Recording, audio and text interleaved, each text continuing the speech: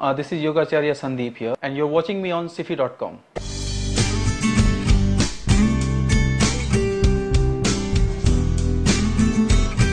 Can you please brief us with the principles of Satyananda Yoga? Satyananda Yoga is not just yoga, is a system of yoga.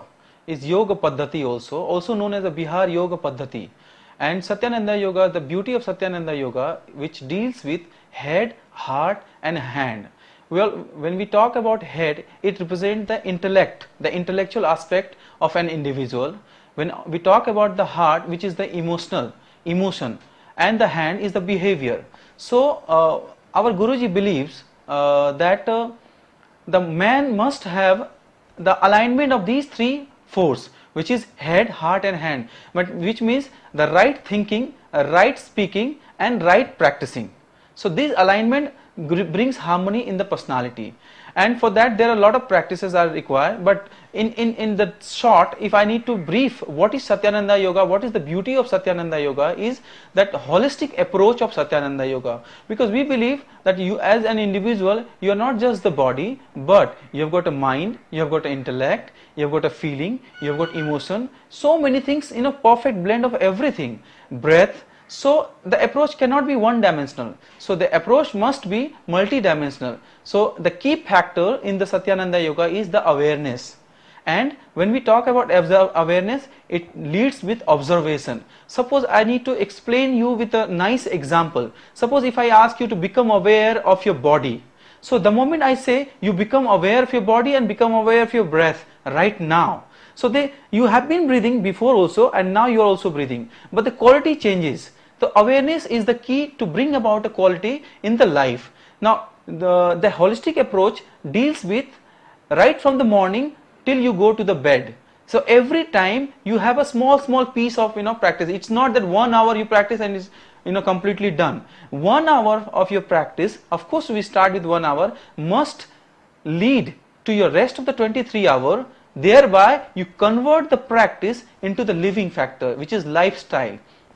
Our Guruji teaches us that the yoga is not an hour of practice, rather it is an art of living, the righteous way of your life. And one thing also I want to add here, that when we talk about Satyananda Yoga, it is starting with the mantra yoga. It is morning, as soon as you get up, you can have a mantra which is described by the masters. Then you can have asanas, you can have a pranayam, you can have mudra and bandha, then the meditation, and it goes on. It goes on, then karma yoga, everything it involves. So if I have to go to the detail, it will take a lot of time. But in short, the key factor is awareness. No matter what you do, become aware. So thereby what happens in your life, it is not what you get from it, but what you become through it at the end of the day. As an expert, how do you help to attain an anatomical understanding of the postures and the intent of the asanas? When my student comes to me and to learn yoga, I simply ask, become aware of your physical body. Say, become aware of your heart, become aware of your stomach. So sometimes they think, where is the heart, left or right? So my question is that you should have a brief understanding about your physical body and the organs of your body, and a brief about the functioning of the body. So when they come, we must explain along with the asanas and pranayama, what is the anatomy physiology of the body and the mind as well, and accordingly we help them to attain alignment of their posture, because we believe a posture says a lot about your personality. So in order to understand that, you must understand about your physical body, because body cry and we don't listen, we abuse our body, and the later on it leads to a disorder or disease, which is also known as discomfort in the easiness of the system of the body. So that doesn't happen. For that you need to understand your body. Tell us about your short modules of 10-20 minutes duration that can be practiced at home or office for holistic healing. As far as the holistic healing is concerned, we need to understand the lifestyle of the person, and as per the lifestyle we design. So for example, I would like to give, as you asked, that office worker. Say, if you have to understand, if person is sitting in the office, the nature of work is such in which the person has to sit for a long period of time. So during that time, what happens, the weight of your upper body parts is falling on the lower body parts, and because of which there is a disturbance in the GI tract. Also there is a disturbance in your spinal column. So the practice which can help you to keep your spine healthy, keep your stomach healthy, and it can give a nice stretch to your body, because your body in a one particular angle for a long period of time scientifically.